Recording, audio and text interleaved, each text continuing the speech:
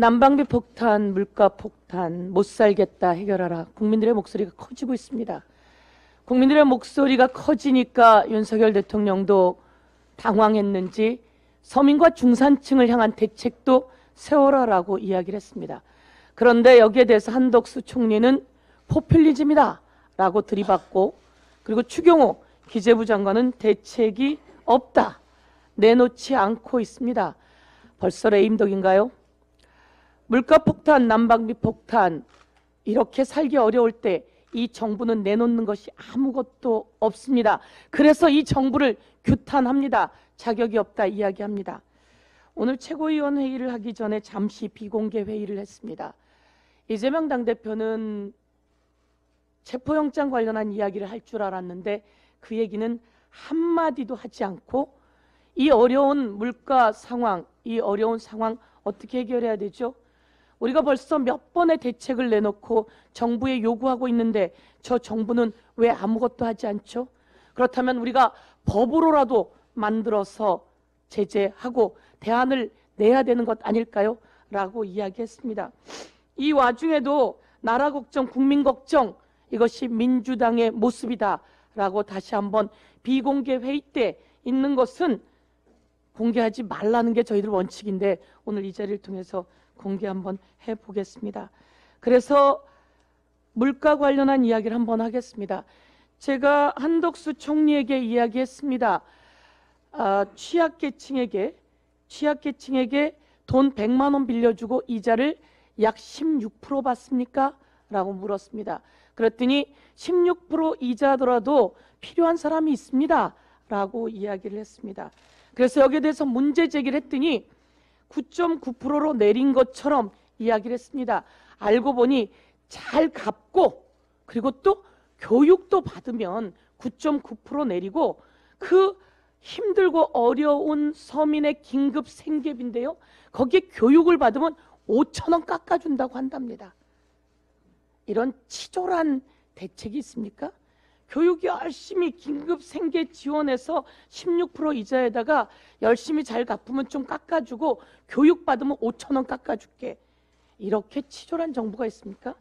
경기도에서 이런 긴급 생계비 지원 대출이 있습니다. 이자가 약 1%입니다.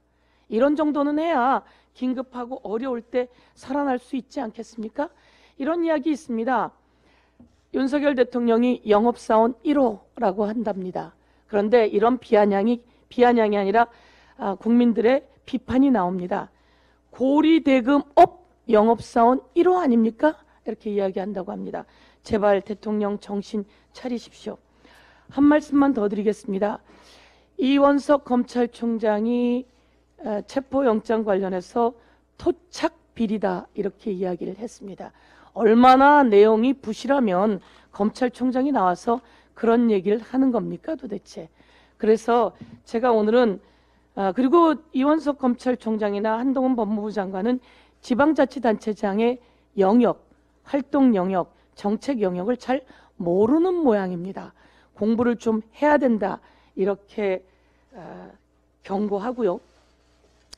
이 대장동은 알고 보니 윤석열 대통령, 당시 윤석열 검사죠. 윤석열 검사와 부패 검찰들의 게이트였습니다.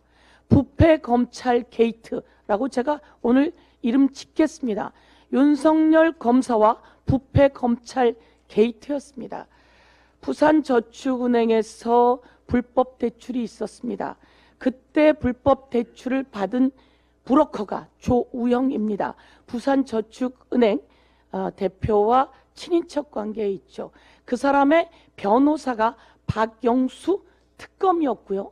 그리고 그때 주인 검사가 중수부 이과장이었던 윤석열 검사였습니다. 냄새는 나고 수사에서 내용도 나왔습니다. 그리고 당시 중수부장이 최재경 검사였습니다.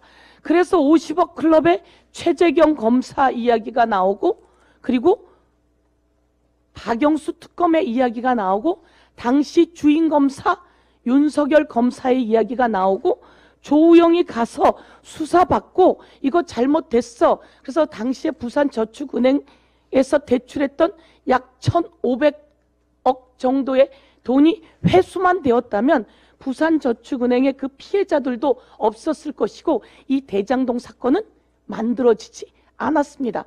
당시 주인검사 윤석열 검사가 제대로 조우용을 수사하고 부산저축은행을 제대로 수사해서 그 대출금을 회수만 했다면 이 대장동 사건은 일어나지 않았고 다시 당시 부산저축은행의 피해자들의 그 피눈물 나는 사연들은 있지 않았습니다. 지금이라도 그것을 다시 재수사해서 낱낱이 밝혀내야 되는데요. 여기에 연루된 검사 이름만 다시 한번 불러보겠습니다.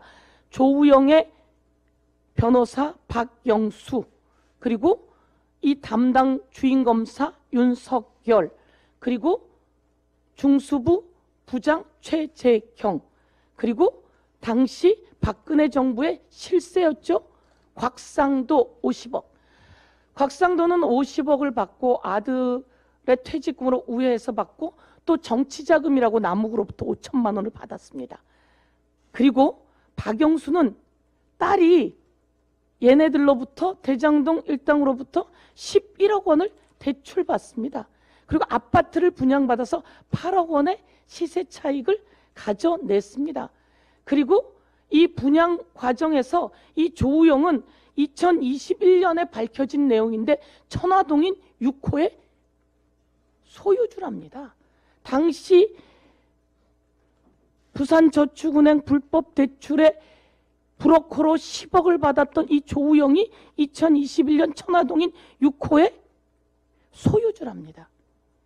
이것은 제가 다시 한번 말씀드리지만 윤석열 검찰 게이트다 이렇게 말씀드리고 끝내 김만배가 이야기하죠. 윤석열은 내 카드 하나면 죽어.